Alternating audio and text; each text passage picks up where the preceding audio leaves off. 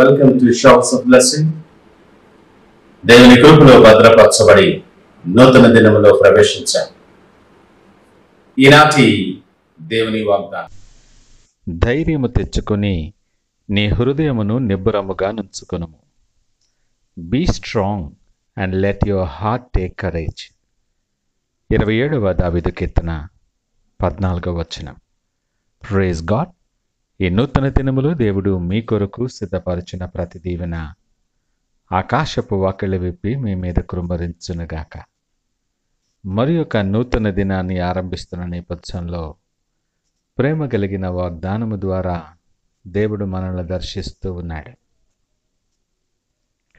ప్రేమామయుడు, ప్రతి పరిస్థితికి చాలిన దేవుడైనటువంటి నీ తండ్రి చేస్తున్న అద్భుతమైన వాగ్దానం ఇది. ఏ పరిస్థితి ఎదురైనా, నువ్వు ఎవరిని ఎదుర్కొనవలసి వచ్చినప్పటికీ కూడా, ఏ సమయంలోనైనా కూడా భయపడకు, ధైర్యముగా ఉండు, హృదయము నిబ్బరముగా ఉండని అని ఆయన మాట్లాడుతూ ఉన్నాడు. నీ విశ్వాసాన్ని బలహీనపడనివ్వద్దు. సడలని విశ్వాసముతో ఆయన కొరకు కనిపెట్టు. ప్రతి పరిస్థితికి చాలిన దేవుడు ఆయన, విడువని ఎడబాయని దేవుడు.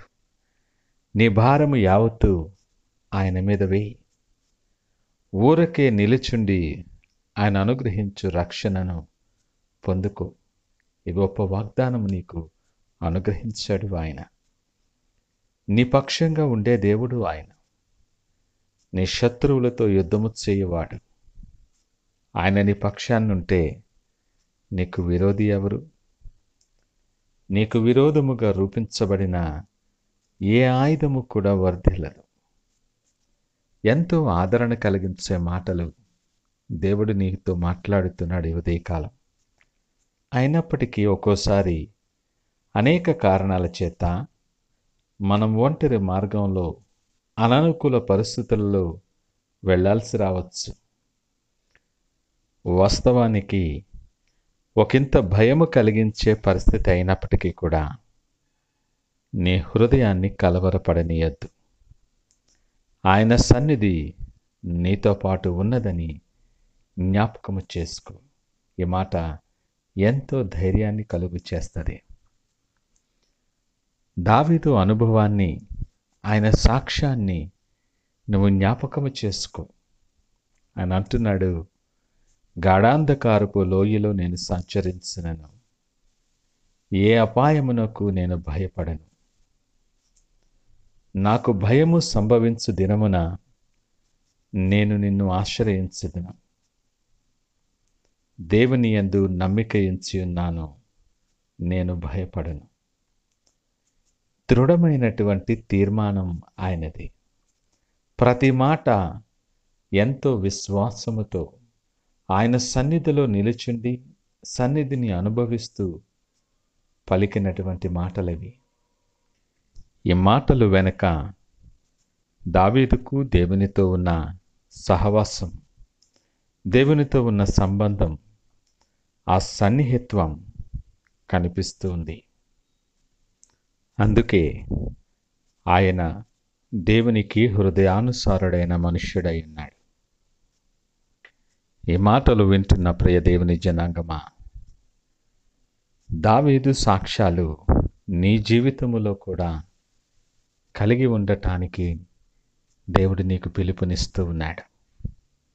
నీ అనుభవాలలో నీవు కూడా గాఢాంధకారపు లోయలో నేను సంచరించినను, ఏ అపాయమునకు భయపడను, ఆయన నాకు తోడుగా ఉంటాడన్న సాక్ష్యాన్ని మేము చెప్పగలిగే ఆ ధన్యతలోనికి మమ్మల్ని నడిపించండి.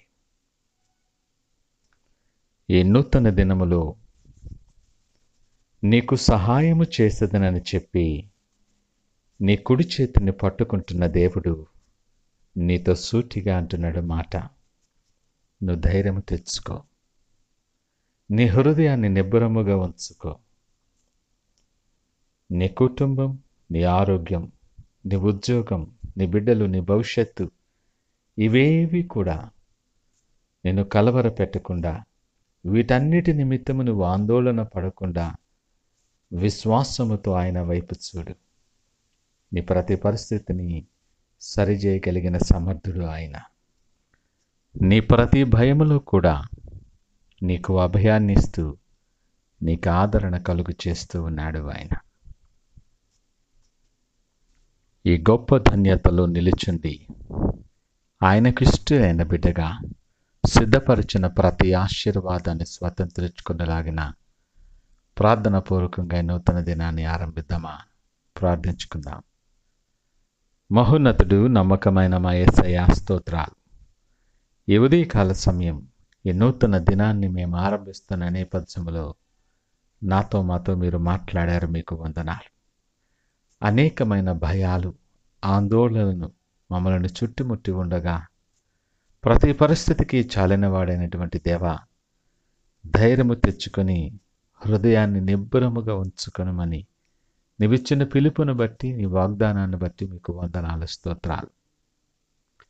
సడలని విశ్వాసముతో నీ వైపు మాత్రమే చూస్తూ చాచి ఉంచిన మీ చేతిని పట్టుకొని మీతో పాటు నడగలిగే కృప మాకు అనుగ్రహించండి.